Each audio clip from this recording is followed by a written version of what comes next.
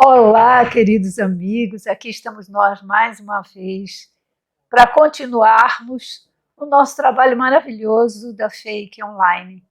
E agora, fazendo o estudo do Evangelho segundo o Espiritismo de Kardec. Mas nós sabemos que antes de começarmos o nosso trabalho, nós convidamos todos a se concentrarem, a fecharem os olhos, mentalizarem a imagem de Jesus, nos acompanhar numa prece. Pai de infinito amor, Pai de infinita misericórdia, Pai de infinita bondade e justiça. Amado Mestre Jesus, nosso querido amigo, nosso divino conselheiro. Amado irmão Ramatiz, que da casa do grande coração nos traz tanto amor, tanta paz no coração. Amado irmão José, mentor desta casa, que nos permite fazer e receber a caridade. Amadas falanges espirituais, que sempre tão carinhosas trabalham junto a nós. Juntos louvando a Deus e em nome de Jesus, nós rogamos a todos, mas sobretudo a Ti, Pai Criador, permissão para abrirmos o nosso encontro de hoje, dando juntos graças a Deus. Graças a Deus, meus irmãos. Nós, antes de começarmos a nossa palestra, nós temos que lembrar a vocês que nós já temos as nossas palestras presenciais. E elas estão sendo realizadas às terças-feiras. Às terças-feiras é de 15 horas às 16h45. Às quintas-feiras, de 19h30 a 20h45, e aos sábados, de 9h30 às 10h45. E para participar é muito simples. Você vai ser recebido pelas equipes de atendimento fraterno, as quais passarão todas as informações e todos os esclarecimentos que vocês precisam em relação ao tratamento. É necessário que você faça o seu agendamento no site da Fake. E feito isso, você procure então atendimento fraterno, conforme o seu agendamento. E em seguida vai assistir a palestra no nosso teatro e aí participar do passe coletivo. E não esqueça de trazer a sua garrafinha com água para que ela seja fluidificada durante a palestra. E vocês podem ficar absolutamente tranquilos em seu retorno, porque nós estamos adotando todos os critérios de segurança estabelecidos pelas autoridades sanitárias locais. Assim sendo, quando você se sentir à vontade, basta entrar no nosso site www.fake.org.br e agendar a sua presença no atendimento fraterno. Bem, e para quem desejar se inscrever para iniciar o tratamento, também pode fazer isso pelo nosso site, tá? E por questões de protocolo sanitário, é preciso que você traga a comprovação das 2 doses da sua vacina contra o Covid-19 e, é claro, o uso de máscara também é obrigatório durante todo o tempo que você permanecer na Fake. Bem, e hoje nós vamos falar sobre o capítulo 5 do Evangelho segundo o Espiritismo, que é Bem-aventurados os aflitos, cujo tema, aflições, sofrimento. E esse capítulo, o capítulo número 5, é o capítulo maior, o mais longo do Evangelho. É aquele que fala de sofrimento, de aflições.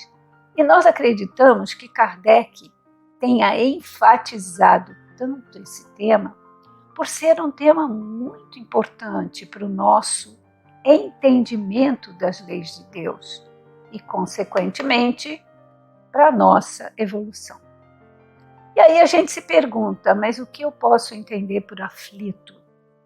Segundo Emmanuel, no livro Reformador, psicografado por Chico Xavier, quando Jesus citou os aflitos, ele não não queria dizer que eram os insubordinados, os impacientes, né? Aqueles desesperados, os indisciplinados. Não, não é isso que Jesus queria dizer. Ele se referia aos que se acham aflitos para dominarem a si mesmos, para dominarem suas emoções, para dominarem o seu ego, transformando-se assim em veículos de manifestação da vontade de Deus. E também para ajudar o engrandecimento coletivo, mas sobretudo, né, para se dedicarem à prática da caridade. Então, com isso, nós entendemos que aflitos são aqueles que pretendem cada vez mais entender e cumprir e vivenciar as leis de Deus. Isto é, a lei do amor, a lei da justiça, a lei da evolução, a lei de causa e efeito. Mas quantas vezes nós todos, diante de uma aflição, diante de um sofrimento, nós nos perguntamos, mas que mal eu fiz a Deus? Por que tanto castigo? Será que eu vim nessa terra só para sofrer? E essas perguntas são feitas quando nós estamos desesperados, quando nós estamos deprimidos ou revoltados diante do nosso sofrimento, né? E diante também do sofrimento alheio.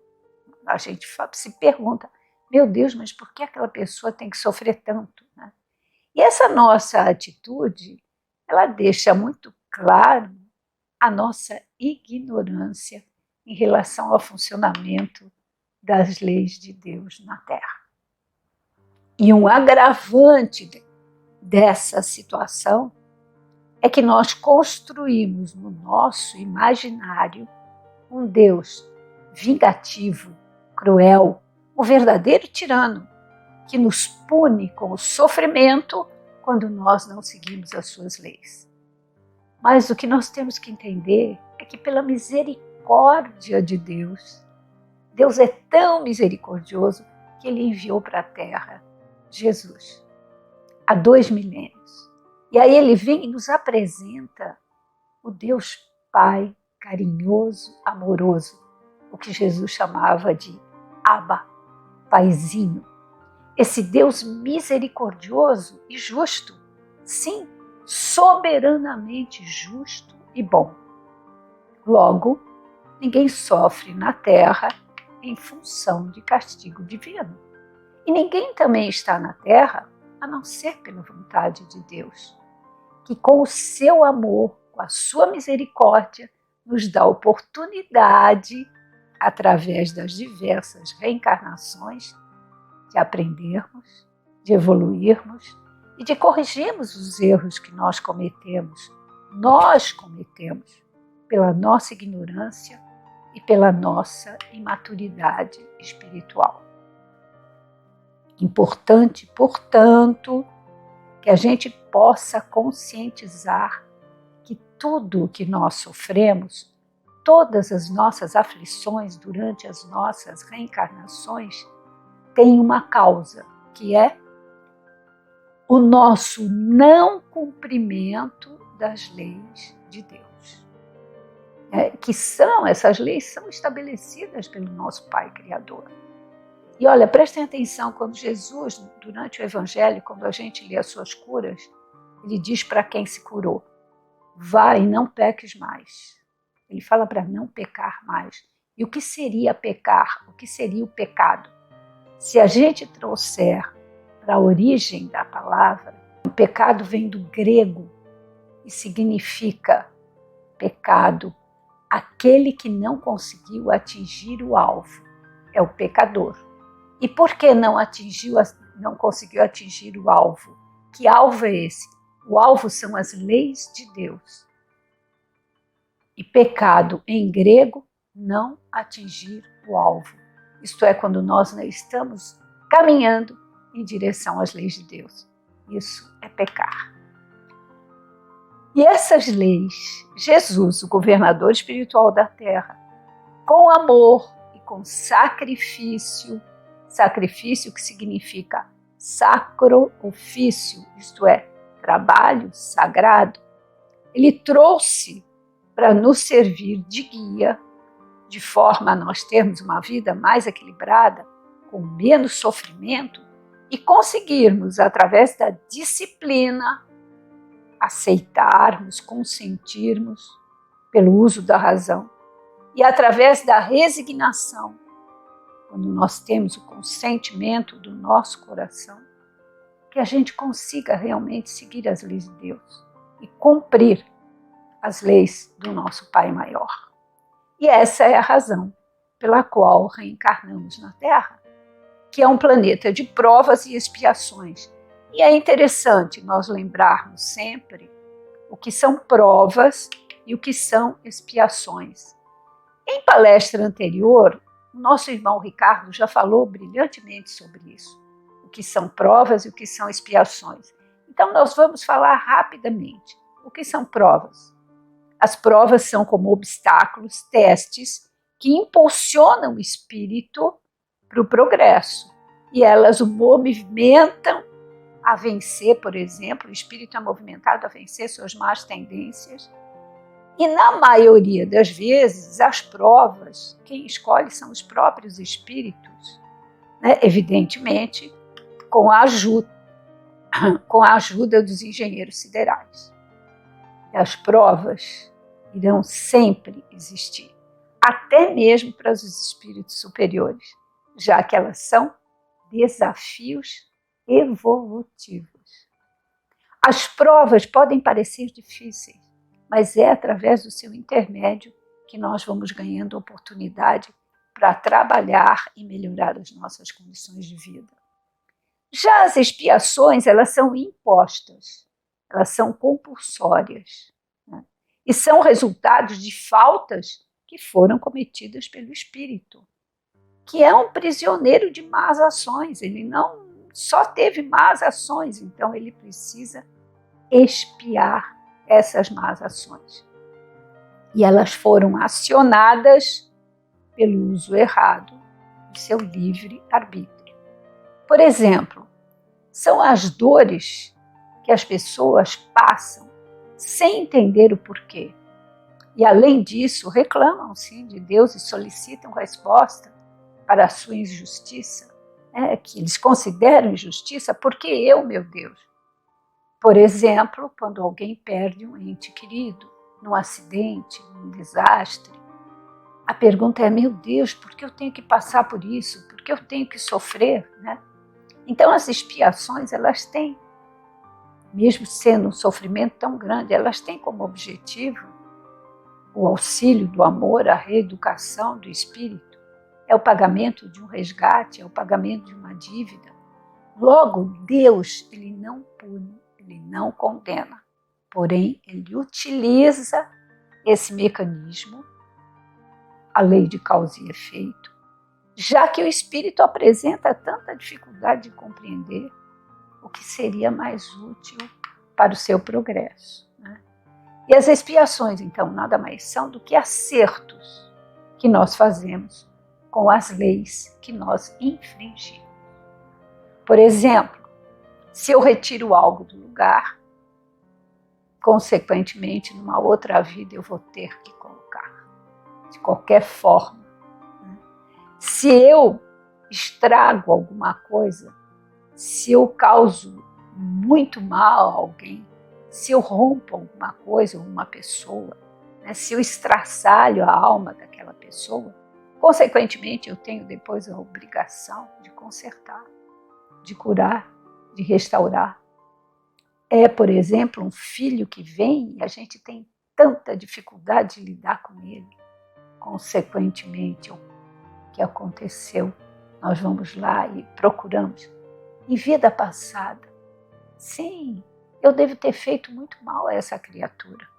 E hoje eu tenho que vir com muita paciência para aguentar a sua raiva, o seu destempero. E é assim que nós pagamos as nossas dívidas e que nós vamos nos tornando cada vez melhores, aprendendo a ter paciência, aprendendo a ter tolerância. Né? Então, nas leis de Deus, nós vamos encontrar sempre mecanismos de educação. nunca mecanismo de ódio, de vingança, de punição. Diante de todas as dores, tragédias, incômodos, aflições, nós temos que entender que elas são causadas por nós mesmos. Isto é, nesse trajeto, nós vamos assistindo à presença da lei divina de causa e efeito. A famosa frase que nós semeamos, depois nós vamos colher. E Kardec classifica as causas das nossas aflições em duas categorias. Aflições com causas atuais, isto é, consequências naturais do nosso proceder, aqui, nesta reencarnação. E também as causas anteriores, que são as dores que nós não encontramos causa nessa existência. Isto é, não estão na atual reencarnação, mas estão no passado da alma, estão em outras vidas. Né?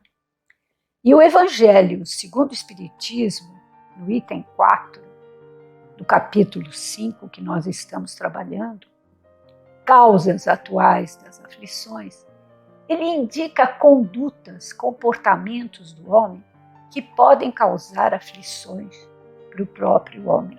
E aqui vale a pena a gente citar algumas. Por exemplo, a imprevidência. Quem já não viu uma pessoa imprevidente? Por exemplo, ela subiu no andaime sem se proteger com o cinto de segurança e caiu. Causa e efeito.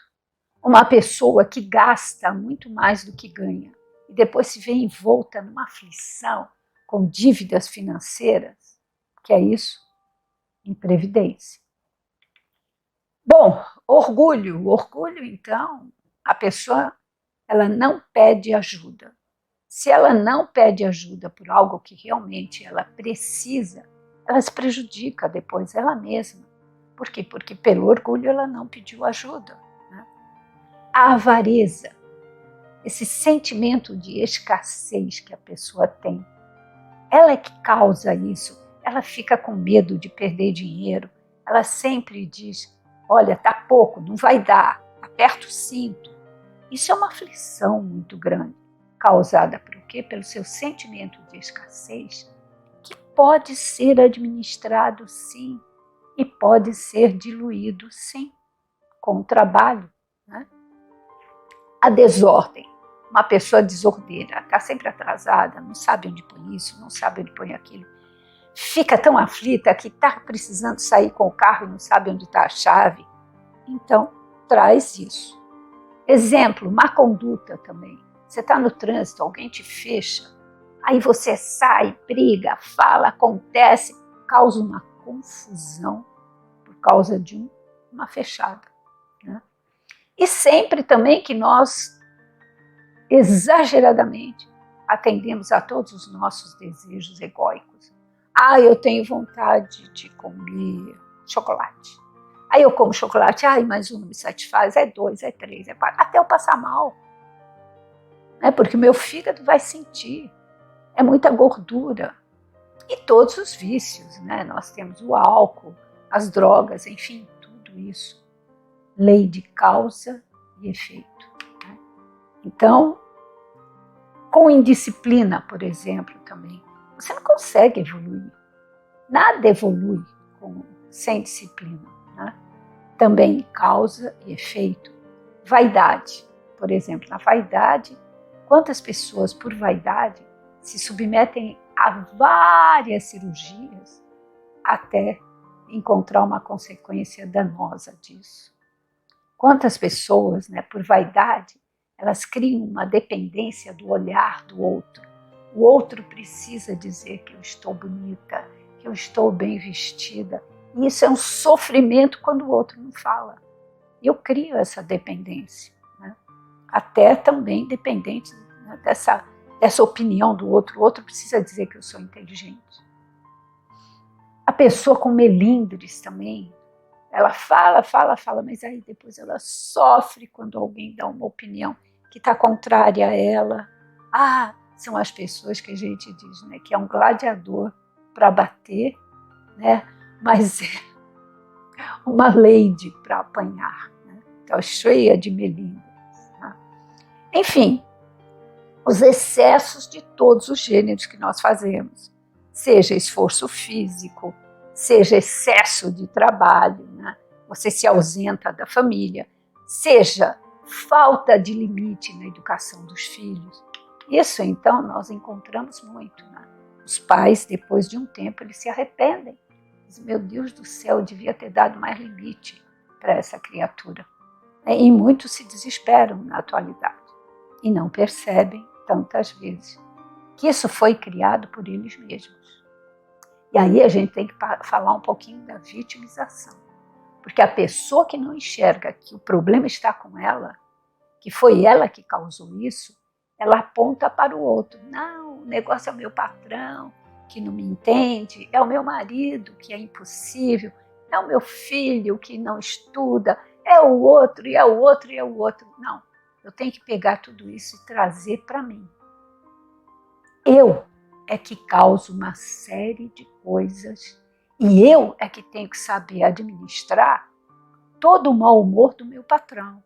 Ele vai continuar com esse mau humor, mas ele não vai causar em mim esse mal-estar. Quem causa esse mal-estar sou eu, pela forma como eu administro isso. Então, se eu souber administrar bem, isto é, dentro das leis de Deus, seguindo o Evangelho, o sofrimento se dilui. Porque aí eu aprendi a como lidar com isso e não me torno vítima desse patrão. Então, isso é importante a gente entender. Né? Usando o Evangelho de Jesus, então, como guia, nós devemos fazer um exame de consciência e vamos nos perguntando, mas o que causou essa aflição desse dia? Será que eu poderia evitar a causa dessa aflição que eu sinto agora? É sempre uma pergunta muito útil de se fazer. E dessa forma a gente vai conhecendo os nossos erros, as nossas dificuldades. E aí sim nós poderíamos começar a trabalhar a famosa autorreforma, para a gente viver com mais qualidade, né? E viver melhor. E agora, quais são as causas anteriores das aflições? Quantas vezes nós nos perguntamos, mas por que existem crianças que nascem já doentes? Por que existem crianças que nascem num berço de ouro e outras nascem no meio da Cracolândia? Por que Deus faz isso? Por que Deus permite que haja pessoas com tanto dinheiro, com uma abundância financeira, e outras vivendo uma escassez como miseráveis? Por que pessoas que nós consideramos do bem estão com doenças gravíssimas, um sofrimento tão grande? Sim, nós não achamos razão agora. Uma criança, por exemplo, violentada, uma criança abusada, como justificar se nós consideramos as leis de Deus leis perfeitas, leis justas? Jesus, o grande consolador dessas nossas aflições e aquele que responde a todas as nossas questões, através de Kardec, no capítulo 4 do Evangelho segundo o Espiritismo, diz que ninguém pode ver o reino de Deus se não nascer de novo. E no estudo desse capítulo, nós já estudamos e compreendemos que nós não estamos na Terra pela primeira vez, nem pela última vez, que nós vivemos várias reencarnações. E nós temos que dar conta do que nós desarranjamos, do que nós fizemos, do que as leis de Deus que infringimos nas outras vidas também passadas, em outras reencarnações. Né? Porque é o mesmo espírito que veio agora nesta reencarnação. Veio com uma outra personalidade, veio num outro corpo físico, sim, mas é aquele mesmo espírito que fez o outro sofrer horrores. E nós não temos memória nesta reencarnação, não sabemos o que fizemos em vidas passadas. Mas cremos na justiça de Deus e sabemos que se estamos passando por aflições, se não existe uma causa na vida presente, a causa está lá atrás, na vida passada. Então, os acertos também que nós fizemos em vidas passadas, também nós trazemos conosco. Por exemplo, a ciência, a cada geração, ela evolui. A gente traz essa evolução da ciência para cá. Nós trazemos bons hábitos conquistados, virtudes conquistadas. Nós trazemos talentos conquistados, trazemos também boas tendências. Então, a gente vê, por exemplo, crianças que a criança tem 5 anos e ela já toca uma sinfonia no piano. É um gênio. Ela deve ter praticado muito piano numa vida passada. Assim como a criança que vem, que a gente observa, que ela tem uma tendência a mentir. Nós temos que tirar dela essa tendência, nós temos que ir corrigindo com amorosidade desde pequena, porque ela está trazendo isso de vidas passadas. Ninguém ensinou ela a mentir. Então, sim, concluímos que a Terra é uma escola, porque temos sempre o que aprender. É um hospital, porque aqui a gente vem sim, curar doenças até de vida passada, e pode ser também uma prisão. A gente vem, quando a gente fez algum mal aqui na Terra, numa reencarnação, e a justiça não nos puniu, aí a gente retorna para que essa justiça se faça. Portanto, nós podemos afirmar que a Terra é um campo abençoado de oportunidades para evoluirmos. Então, tudo que não temos explicações na atualidade, essas explicações estão no nosso passado, nas coisas que fizemos, sejam elas positivas ou negativas no passado. Então, muitas vezes a gente vê uma criança, por exemplo, que nasceu com alguma patologia grave, a criança que já nasceu, por exemplo, com câncer, a criança que nasceu com uma hidrocefalia. Mas por quê? Com certeza, essa criança com hidrocefalia, ela fez mau uso da inteligência dela numa vida passada. Ela maculou o perispírito, com tanta energia negativa. E aí, esse perispírito, que é a forma que vai construir novamente meu corpo físico nesta encarnação, ele vem imaculado, consequentemente. O cérebro vem lesionado por essas máculas do perispírito. Então, por isso que Jesus diz: quem não nasce de novo, há que nascer de novo para conhecer o reino dos céus. Quem não nasce de novo não progride, não evolui. E seria terrível, terrível, se nós tivéssemos uma só vida, para acertar tudo que nós temos que acertar, aprender tudo que nós temos que aprender, viver tudo que temos que viver. Nós não teríamos tempo para purificarmos o nosso coração. Por isso nós precisamos voltar para essa escola, para esse hospital chamado Terra. E é interessante também a gente lembrar que os sofrimentos, eles podem ser impostos a espíritos endurecidos ou então muito ignorantes. Mas existe também o sofrimento e a aflição que é escolhida e aceita por espíritos arrependidos. Eles querem reparar o mal que eles fizeram, eles querem fazer melhor. E muitas vezes eles querem apressar esse adiantamento. Então, os engenheiros siderais lá em cima dizem assim, olha, é muito sofrimento para uma encarnação só. Dizem, não, mas eu quero acelerar, já quero resolver tudo. E aí a gente encontra pessoas que dizem assim, meu Deus, eu acho que eu tirei pedra na cruz. Não é possível. Quanto mais eu rezo, mais me aparece assombração. Mas foram coisas que nós decidimos lá em cima suportar e sofrer. E aí, o item 9 do capítulo 5 do Evangelho segundo o Espiritismo nos diz que um espírito pode também ter adquirido um certo grau de evolução, mas ainda querendo avançar, ele solicita uma missão, ele solicita uma tarefa a cumprir, da qual, que se ele sair vitorioso, será tanto melhor recompensado, quanto mais penosa tiver sido a sua luta.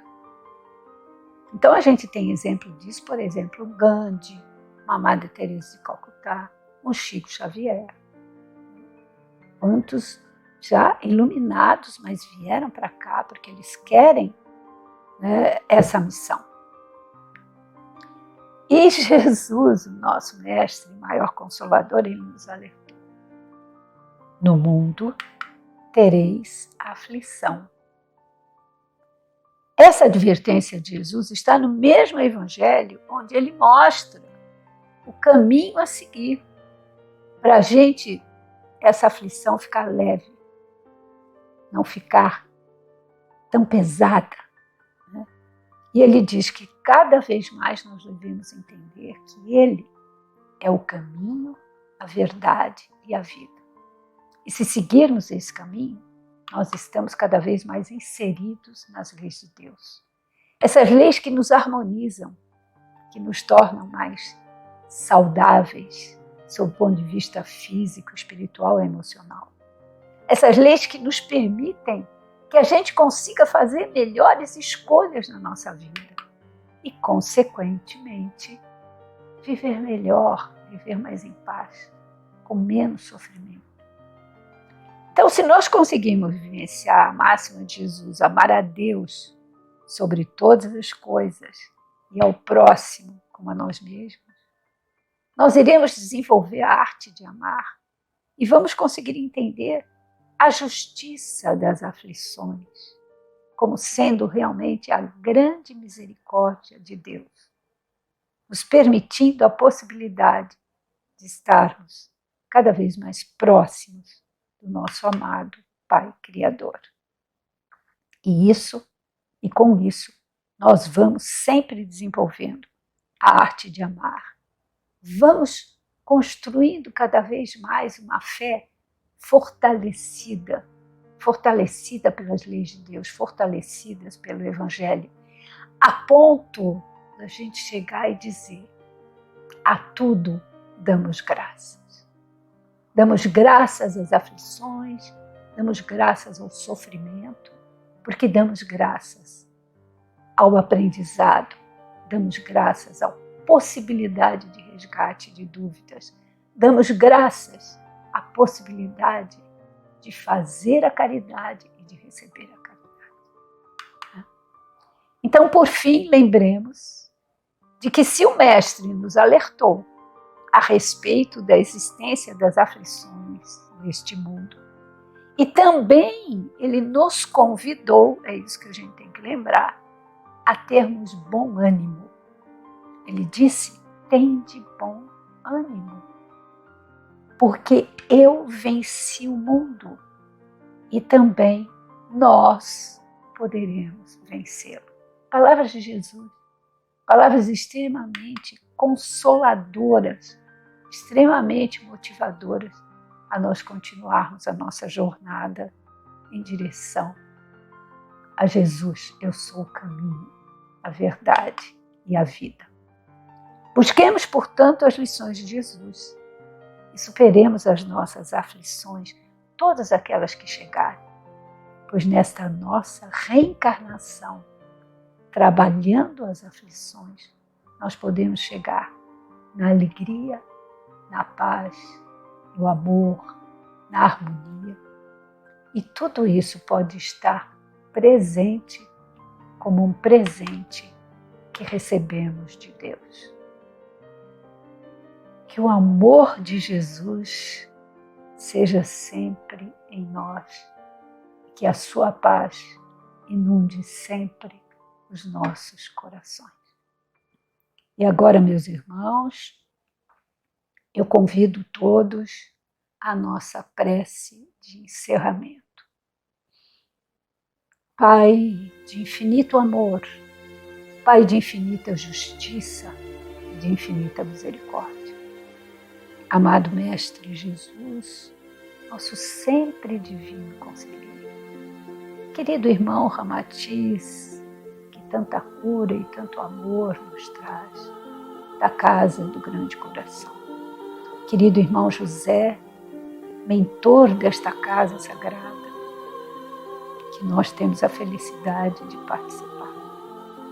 Amadas falanges espirituais, que sempre tão carinhosas e amorosas trabalham junto a nós. Juntos louvando a Deus, e em nome de Jesus nós agradecemos a oportunidade de aqui estarmos e pedimos que os bons fluidos que estão sobre nós nesse instante, que eles se expandam por todo o planeta Terra e seu orbe, para que nesse instante cada coração e mente de irmão encarnado ou desencarnado possa se sentir amado, protegido e iluminado.